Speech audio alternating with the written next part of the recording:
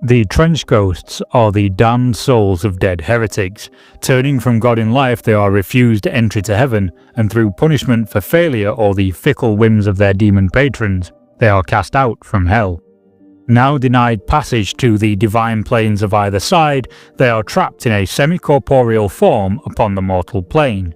For many trench ghosts, half-remembered battlefield routines, patrol routes, recreational activities, and even trade can be observed among their numbers.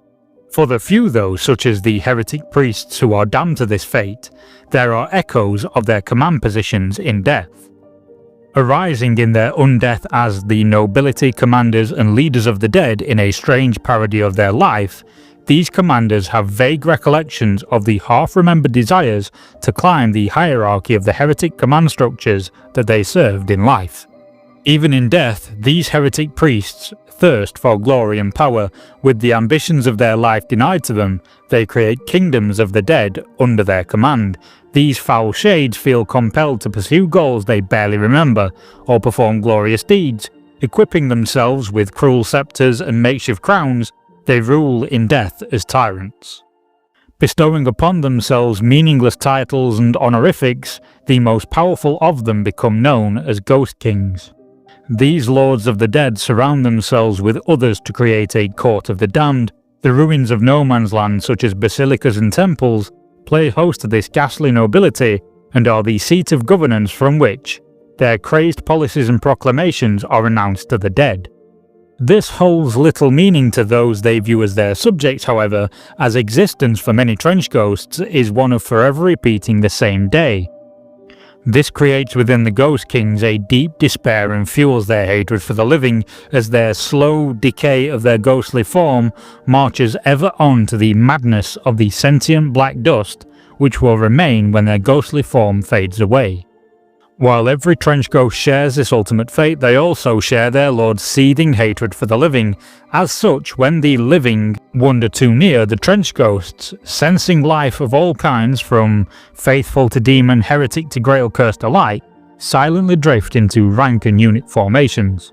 While in battle, the dead feel some semblance of their former lives return to them, aware enough to fulfill battlefield roles and enact the training and expertise they remember in death. Once arrayed for battle, the ghosts obediently follow their commander's orders and hold fierce grudges against all they fight. Some trench ghost warbands have even been known to hunt an enemy for years in a relentless pursuit fueled by a grudge with the living. These intense grudges have even been observed between rival trench ghost warbands due to the pride and vanity of their ghost kings. Due to their eternal undeath, the jealous nature and fierce competition between the Ghost Kings, Dukes, Duchesses, Marquises and Margraves, the wars of the dead will go on ad nauseum if one side is not destroyed or their attention is not drawn by the living. When in battle, the trench ghost leaders will ride to war in tank palanquins.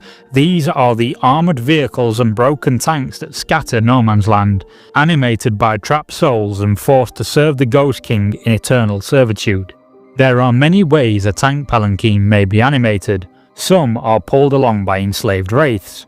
These unfortunate souls displease their commander in life, and their punishment continues still in death. Other tank palanquins are moved by imprisoned souls trapped within their engines.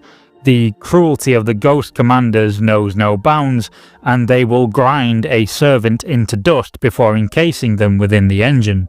Their soul then wails in torment, and the imprisoned spirit is drained as fuel. For the trench ghosts, there is no worse fate, as this will not end their damned existence, but merely destroy their forms and leave them as the insane semi-sentient dust that wails upon the wind. Sat atop the tank palanquins in their command thrones are the ghostly commanders of these warbands.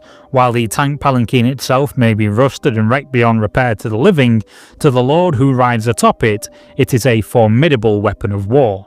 So strong is the armour of these ghost-infused tanks that bullets bounce off them despite their state of disrepair, and few weapons in the Levant are able to pierce their hulls. Acting as altars to war and the storied conquests of their ghost lords, the tank palanquins are festooned with trophies and trinkets. brought to the Lord by its servants. All manner of gold, artwork, statuettes and relics will surround the ghostly noble when at war in a futile attempt to fill the void of their meaningless existence and relive past glories. Endlessly they command their soldiers to war atop their tank palanquins, their servants constantly attempting to appease them with more gifts and glory in an attempt to avoid their wrath. So on and on the eerie processions of the dead go to war, heralded by the wails of barbed wire banshees and guided by the sickly gloom of the tank palanquin searchlights. Were you to see such a sight, it may already be too late to flee. Are you a fan of the Trench Ghosts and their crazed Lords of the Dead? Let me know in the comments below. And to discover more about the Trench Ghosts, click the video link to your left to discover more about their warbands. Alternatively, return to the lands of the living by clicking the video link to your right and discovering the Paladins of the Faithful. Please like, subscribe, share a favourite video with a friend or become a channel member. For discounts on your hobby supplies, check out my affiliate links below, and thank you for watching. I'll see you all soon.